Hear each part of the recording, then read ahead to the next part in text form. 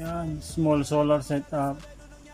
Yung iba kasi gumagamit pa ng ano, ng breaker. Pero pwede naman diretso yan eh, oh. Yan. Pwede naman diretso yan eh. Ang input nito at saka dito equal lang yan, pareho lang yan. Kung gaano kalakas dito, ganun din kalakas yan. Ang nagkaiba dyan, dito yung cut off niya lang. So i-adjust mo na lang yung cut off niya. Okay? Huwag ka nang magpakahirap pa. Kung ano-anong mga setup pa. Siyempre lang, oh. Ito, may switch naman na yan.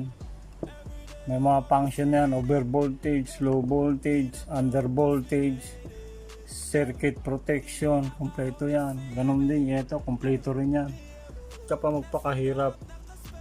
Diba?